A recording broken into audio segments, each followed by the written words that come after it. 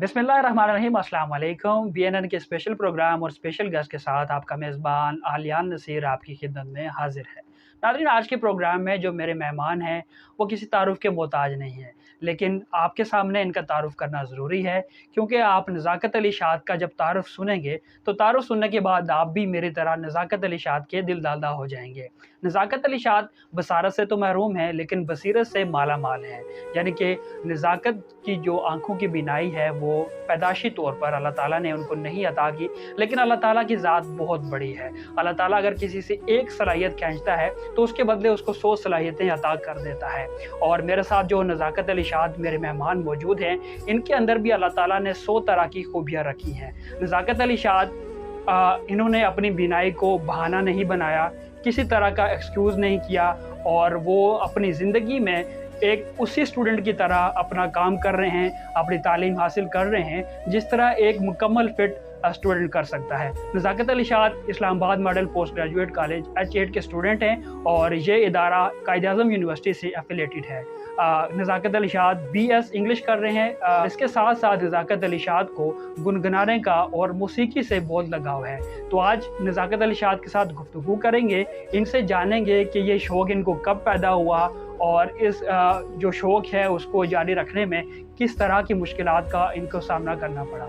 अस्सलाम वालेकुम नज़ाकत। वालेकुम अस्सलाम Aliyan, thank you so much for having me. Nazakat, मैंने जैसा कि बताया अपने चाहने वालों को और यकीनन आज की वीडियो देखने के बाद ये लोग आपके चाहने वाले होंगे और आप इनके चाहने वाले होंगे। तो मैं सबसे पहले ये जानना चाहूँगा कि आम तौर पर लोग इस चीज़ को एक बहाना बना लेते हैं, लेकिन आप इतने ज़्यादा मोटिवेटेड हैं, इतना अच्छा बोलते हैं, अपनी लुक्स को आप मैनेज करते हैं, तो कैसे करते हैं ये सब कुछ? यार अल्हम्दुलिल्लाह, सबसे पहले तो मैं अल्लाह ताला का बहुत शुक्र अदा करूँगा कि अल्लाह ताला ने जिस हाल में रखा अल्हम्दुलिल्लाह।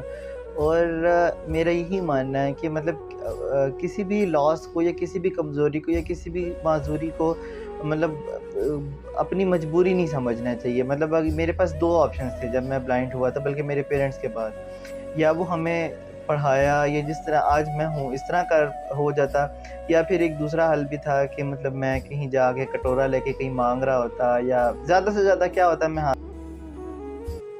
जाता। वो भी कुछ बुरा नहीं है, लेकिन हमारा जो आजकल सिस्टम है या जो दुनिया का, इसमें दीन और दुनिया दोनों चीज़ों को साथ लेके चलना पड़ता है। और इसलिए मुझे बहुत खुशी होती है कि हमारे पेरेंट्स ने हमें आगे बढ़ाया। फिर जब मैं ये सोचता हूँ कि जब उन लोगों ने मतलब उनको कोई ऐसी हाव-भाव भी नहीं थी, इतना पता भी नहीं था, जब उन लोगों ने इतनी हिम्मत की और इतनी मेहनत की, तो फिर हम क्यों ना फिर उनकी मेहनतों का रिवॉर्ड दें। और अल्हम्दुलिल्लाह सिर्फ़ इसी चीज़ ने जो है ना हमेशा साबित कदम रखा हुआ है।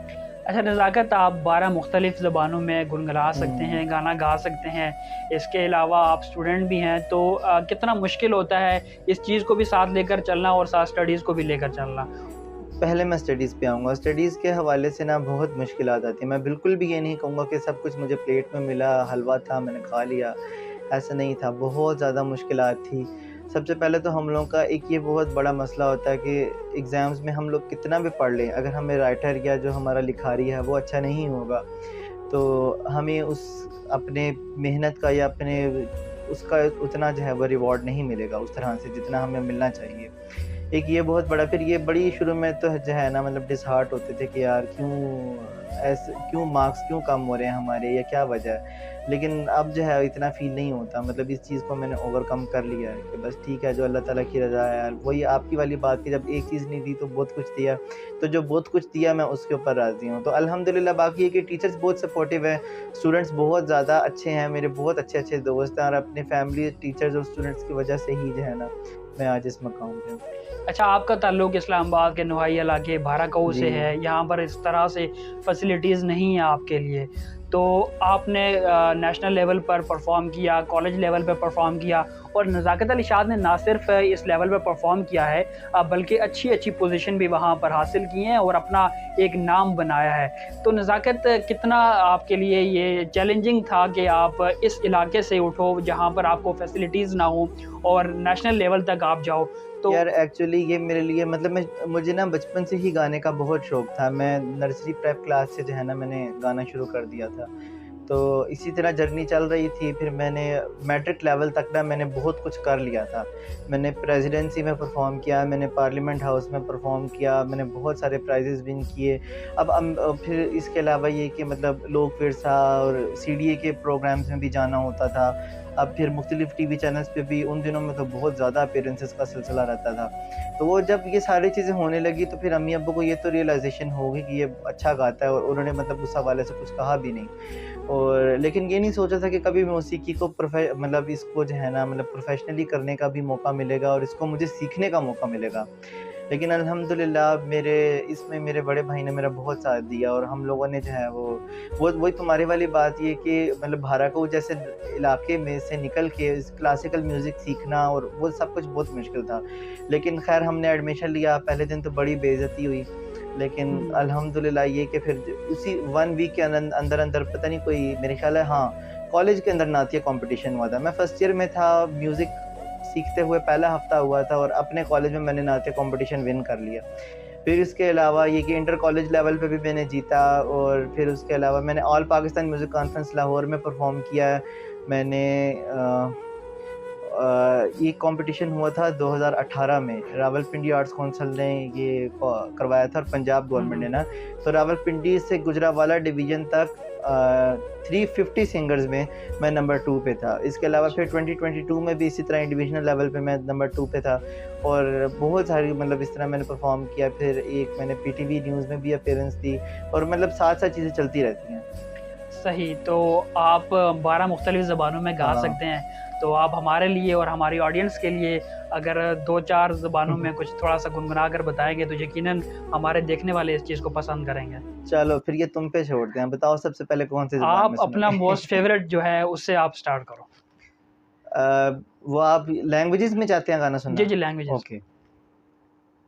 चलिए मैं आपको पंजाबी अपना एक पहले बहुत ही पसंदीदा गाना सुनाऊँगा। जी, ज़रूर। मैं दिल दी दुनिया च तेरे बाजों जे और बसावा ता काफिरा की, मैं तेरी चौखट तू सारी जिंदगी जे सिर उठावा ता काफिरा की, जे मेरी पूजा च फर्क आवे इजाज खंजर दी लौड़ कोई नहीं, खुदा गवाह है जरंग तू बदले मैं मर न जावा तका फिर की, जना रे आजा आजा आजा जना रे, हम सिंध में रहने वाले सिंधी मेहमान नवाज हैं सारे, हम सिंध में रहने वाले सिंधी मेहमान नवाज हैं सारे, दिल से तुझको दावत है कभी आओ पास हमारे, दिल से तुझको दावत है कभी आओ पास हमारे, हम सिंध में रहने वाले सभी मेहमान नवाज हैं सारे, हम सिंध में रहने वाले सिंधी मेहमान नवाज हैं सारे। मेहमान नवाज़ी की बात हो रही है तो हमारे खैबर पख्तूनख्वा के लोग नाराज़ हो जाएँगे, तो उनको तो हम जी नाराज़ शुक्र। बिल्कुल नहीं कर सकते। लाडशा पे खबर तकमिस्तोर माल रौड़ा ताजा ताजा गुलुना सलोर माल रौड़ा ताजा ताजा गुलुना सलोर माल रौड़ा, लाडशा पे खबर तकमिस्तोर माल रौड़ा ताजा ताजा गुलुना सलोर माल रौड़ा, सकल बन फूल रहे सरसों, सकल बन फूल रहे सरसों, सकल बन अम्बवा मोरे टेसु फूटे, कोयल कूकत डार डार और गोरी करत सिंगार, मलनिया गढ़ वाले आए करसों, सकल बन फूल रहे सरसों, सकल बना।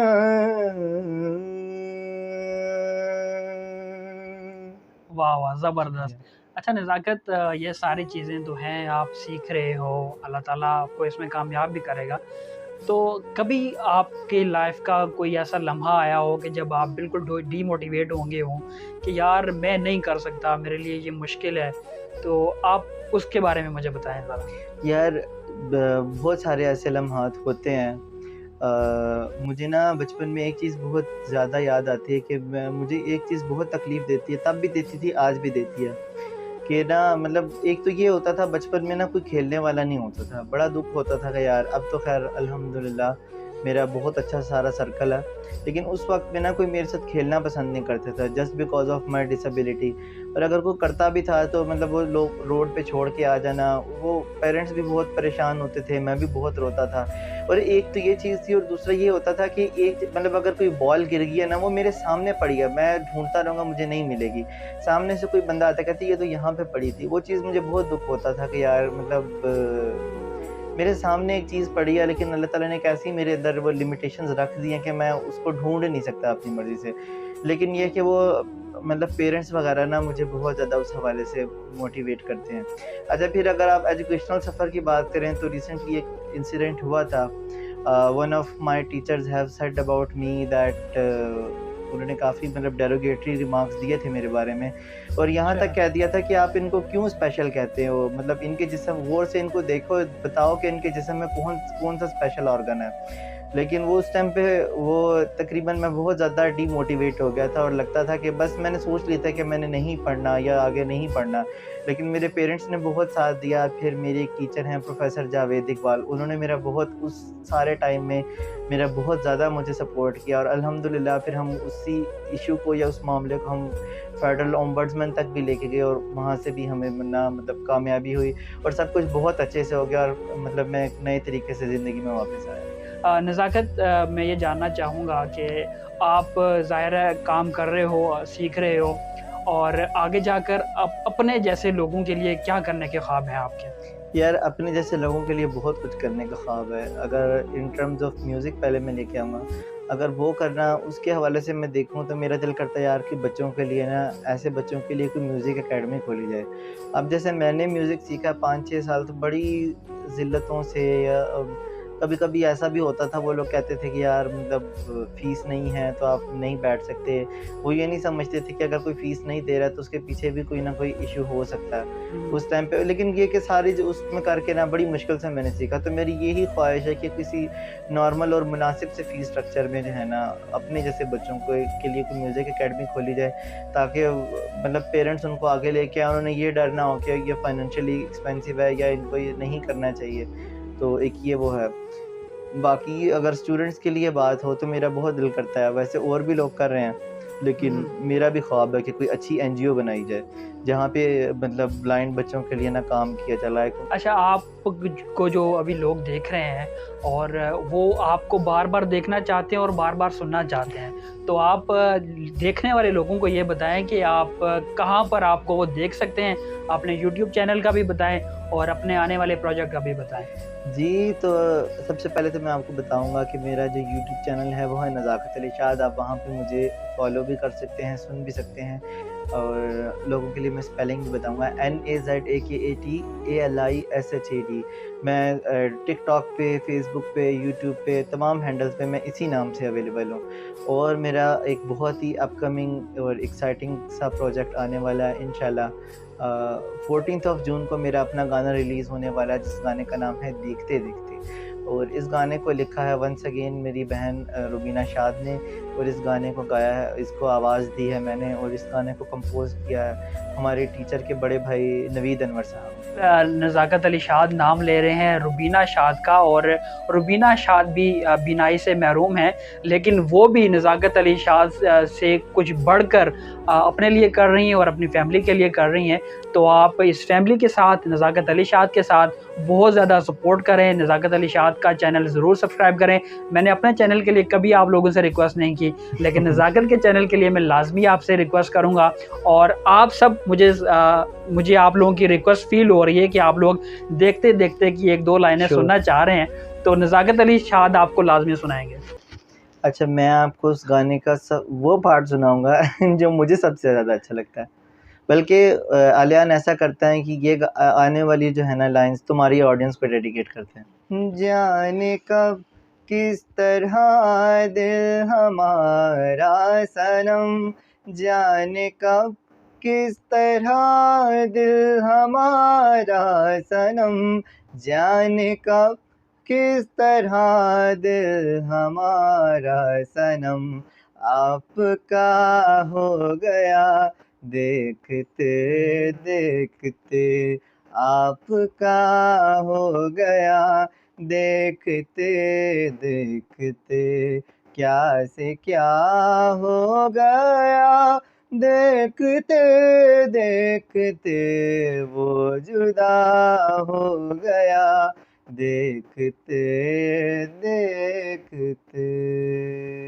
Thank you so much Nazakat. अल्लाह ताला आपको कामयाब करे आपके आने वाले प्रोजेक्ट के लिए, हमारी तरफ से बेस्ट विशेज़ हैं। Thank you.